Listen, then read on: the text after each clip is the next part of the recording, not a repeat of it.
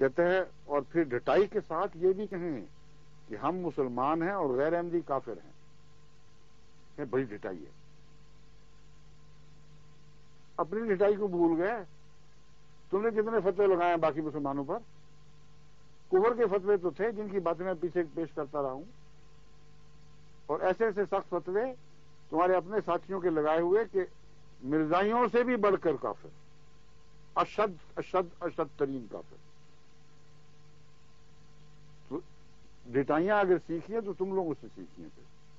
1300 سال تم لوگوں نے وہ فتویٰ بازیاں کی ہیں، ایسے ایسے خوفناک فتوے لگائے ہیں، مگر ایک فرق کے ساتھ، اس کو تم چھپا نہیں سکتے. میں تمہیں کھول کر بتانا چاہتا ہوں کہ تمہیں کوئی حق نہیں تھا کسی کے عقیدے کے خلاف فتویٰ لگانے کا. اگر ایک شخص کہتا ہے کہ میں محمد رسول اللہ صلی اللہ علیہ وسلم کو تسلیم کرتا ہوں، تو کسی کا کوئی حق نہیں کہ یہ کہے کہ تم محمد رسول اللہ علیہ وسلم کو سچا نبی نہیں مانتے.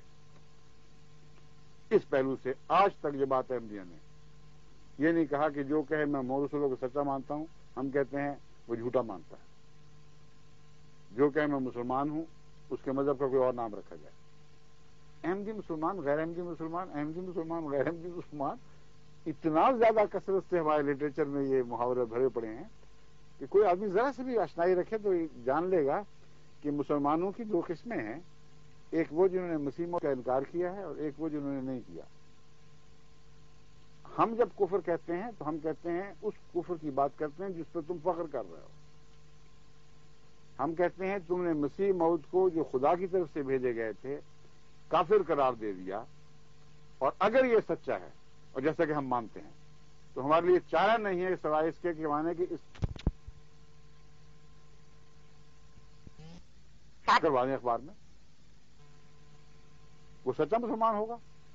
اور اگر وہ کافر کہے گا تو تم لوگوں کو یہ غیظ و غضب دلواؤ گے، کہو گے دیکھو اپنے آپ کو اس کو ماننے والوں کو تو یہ مسلمان کہتے ہیں اور نہ ماننے والوں کو کافر کہتے ہیں. کافر اس کا جس کے کفر کرنے پر تم فخر کر رہے، جھوٹ بات منسوب نہیں کی گئی. ہمیں تم محمد رسول اللہ کا کافر کہتے ہو، ہمیں تم کلمے کا کافر کہتے ہو، یہ جھوٹ ہے. اور اپنے جھوٹ کے کفر کے فتوے پر تو فخر کر رہے ہو اور سمجھتے ہو جائز ہے. ہمارا سچا کفر کا فتویٰ جو تمہارے بیان کے عین مطابق ہے، اسے تو تمہیں سر آنکھوں پر قبول کرنا چاہیے کہ جزاک اللہ. اگر یہ مراد ہے کہ حضرت مرزا صاحب کے کافر ہو کر ہم کافر بنے ہیں تو ہمیں منظور ہے. جھگڑا کس بات کا؟ آپ کی تو ہم نے تائید کر دی. یہ عوام کو مشتعل کرنے کی باتیں، اس میں کچھ بھی حقیقت نہیں ہے. آگے مرزا حضرت میاں بشیر احمد صاحب کا حوالہ اپنے سیاق و سباق سے کاٹ کر وہ پیش کیا ہے تاکہ یہ سمجھیں کہ دنیا کے سامنے ثابت ہو جائے. کہتے ہیں ہر ایک ایسا شخص، یہ عبارت ہے کلمۃ الفصل کی، حضرت مرزا بشیر احمد صاحب کی تحریر. ہر ایک ایسا شخص جو موسیٰ کو تو مانتا ہے مگر عیسیٰ کو نہیں مانتا، یا عیسیٰ کو مانتا ہے محمد کو نہیں مانتا صلی اللہ علیہ وسلم، یا محمد صلی اللہ علیہ وسلم کو مانتا ہے پر مسیح موت کو نہیں مانتا، وہ نہ صرف کافر بلکہ پکا کافر اور دائرہ اسلام سے خارج ہے. اب آپ بتائیں یہ تعریف جو ہے یہ آپ کے نزدیک مسمہ ہے کہ نہیں؟ لا نفرق بین احد من رسلہ کل آمن باللہ وملائکتہ وکتبہ ورسلہ لا نفرق بین احد من رسلہ.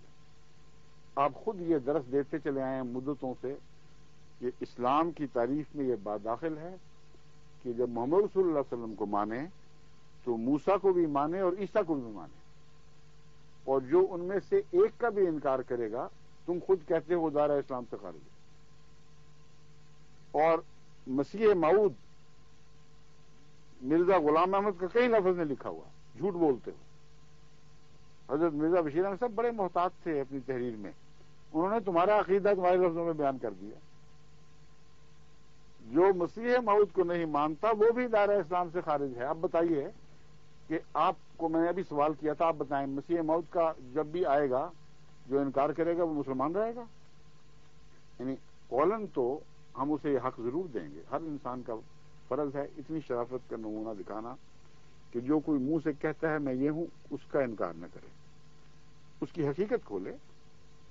منہ سے کہتے تو کہتے پھرو، جیسا قرآن کریم نے فرمایا لما یدخل الایمان فی قلوبہم، ان کے دلوں میں ابھی ایمان گھسا بھی نہیں، لیکن تم ان کو کہہ دے کہ اپنے آپ کو مسلمان کہتے رہو بے شک. بس یہ ہے سوال. پر مسیح موعود کو نہیں مانتا. اب بتائیں مسیح موعود لفظ جو ہے وہ تمہارے اور ہمارے درمیان مشترک ہے کہ نہیں؟ اور حضرت مرزا صاحب کی ذات کا نام نہیں لیا عملاً اور حکمت کے ساتھ کہ بین ہی تمہارا عقیدہ تمہارے سامنے رکھ دیں اور پھر پوچھیں کہ جب مسیح موعود آئے گا اور اس کے منکر کے ساتھ تم وہی سلوک کرو گے یا نہیں جو عیسیٰ کے منکر یا موسیٰ کے منکر سے کرنا پڑتا ہے. اور ہر مولوی گواہی دینے پر مجبور ہے ہاں ہاں یہ بالکل درست ہے. تو پھر ہم نے بھی تو یہی کہا. ہم نے کون سی الگ بات کی؟ ہم وہ بات کریں تو مجھے نہیں، تم وہ بات کرو تو ثواب والے اور بڑے غازی اور مجاہد اور پکے مسلمان. میں نے ہی تمہیں کوٹ کیا ہے. دوبارہ میں چیلنج کرتا ہوں، ثابت کرو، اس تحریر کو بدل کے دکھا دو. کہہ دو کہ مرزا صاحب کو میں مسیح موعود نہیں مانتا، بے شک کہو، اور پھر لکھو یہ تحریر دوبارہ کہ جو مسیح موعود کو نہیں مانتا، اور آگے لکھو وہ پکا مسلمان اور دائرہ اسلام کے اندر ہوگا اور کافر نہیں کہا جا سکتا. اگر تم یہ کہو گے سارے مولوی تمہیں کافر کہیں گے. کفر سے تو پھر بھی نہیں بچنا. ہمارے ہاتھوں نہیں مارا جانا، ان کے ہاتھوں مارا جانا. یہ تو تلوار تم نے اپنے لیے قبول کر لی ہے، اس نے تو اب گردن اڑانی ہی اڑانی ہے. اور چلاکیاں ایسی کرتے ہیں، لوگوں کو بیچاروں کو پتہ نہیں ہے کہ مرزا صاحب نے کیا لکھا تھا. وہ لفظ مسیح موعود پڑھتے ہی اور اس کے لیے شرارت کے طور پر بریکٹ میں مرزا قادیانی کو نہیں مانتا. سمجھیں آپ؟ اور اسی لیے عبارت میں تحریف کی، اس کی جگہ مرزا غلام، اس کی جگہ مرزا غلام احمد قادیانی. اور یہاں جگہ کا کیا بحث اٹھی ہے؟ یہاں تو بحث ہے صرف حضرت محمد رسول اللہ صلی اللہ علیہ وسلم کی مرکزی حیثیت کی، اور آپ کے متعلق یہ مرکزی تمام دنیا کے مسلمانوں کا عقیدہ بیان کیا گیا ہے کہ محمد مصطفیٰ کی نبوت میں تمام انبیاء کی نبوت کی تصدیق شامل ہے. یہ وہ کلمہ ہے جو سب انبیاء کو اپنے احاطے میں لیے ہوئے ہے. اس سے ایک نبی کو بھی باہر نکالو گے تو اس کلمے سے باہر نکل جاؤ گے. کیسا عالیشان مضمون ہے.